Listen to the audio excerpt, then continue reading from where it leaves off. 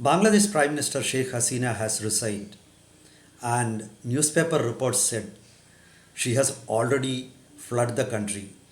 Some of the Indian newspapers said Sheikh Hasina has already arrived in New Delhi, where she will be spending tonight, and she will be probably heading towards London in the coming days. Indian newspapers said the coup d'etat was led by army. The army has taken control of the government. The chief of Bangladesh army has already addressed media. He has requested people to return to their homes and not to indulge in violence. He has assured people of safety and security. Though Bangladesh has been facing huge protests in the last few months, the coup d'etat comes as a surprise, really. This is a shocking situation, not just for Bangladesh, but for the entire South Asia, especially for India, because the end of Awami League rule in Bangladesh doesn't mean that democracy will be restored in Bangladesh. The opposition may not be firmly democratic, may not believe fully in democracy, though they may be accusing Hasina and Awami League of autocracy.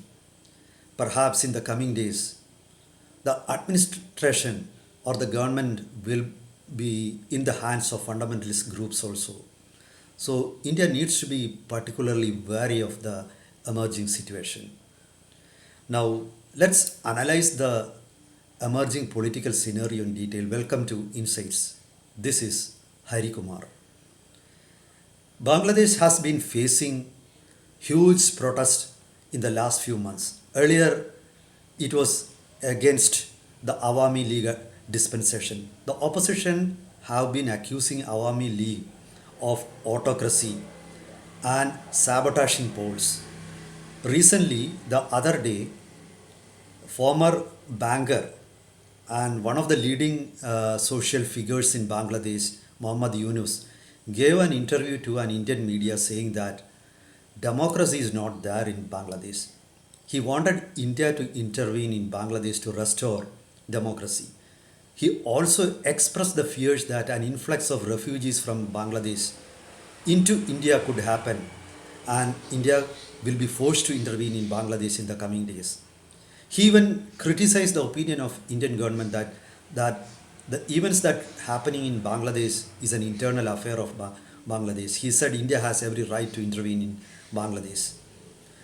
Now, if you look at the recent protests were against reservation of jobs in government to the descendants of those who participated in Bangladesh freedom struggle or the fight against Pakistan forces.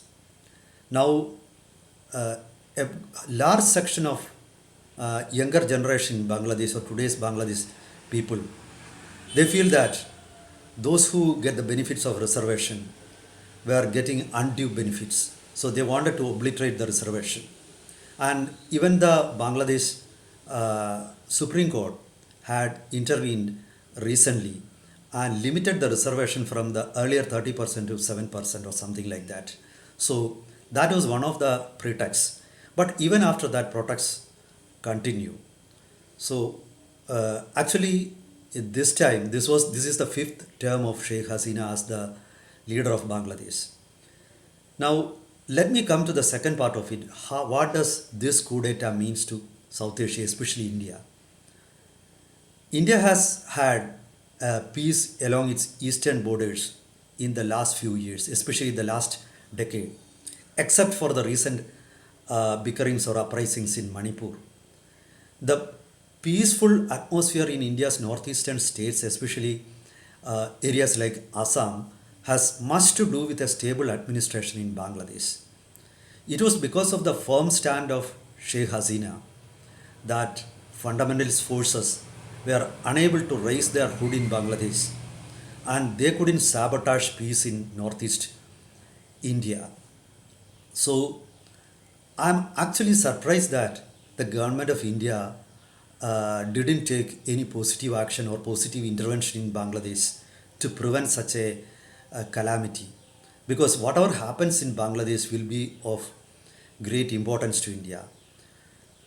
The fight between Muslims and Buddhists in Myanmar, and the fleeing of refugees from Muslim refugees from Myanmar to Bangladesh and India, all those aspects were handled by Sheikh Hasina to, to a great extent. But we don't know what is going to happen in the coming days. Though Sheikh Hasina could be accused of being an autocrat and keeping power with her family and Awami League, her own party, and her followers, one cannot forget the fact that she has succeeded in developing Bangladesh. If you compare Bangladesh with Pakistan, of which Bangladesh was earlier a part of, now Bangladesh is streets ahead of Pakistan. In Bangladesh economy has grown by leaps and bounds in the last few years. You look at Pakistan Prime Minister, he is globe-trotting, seeking aid to revive his economy.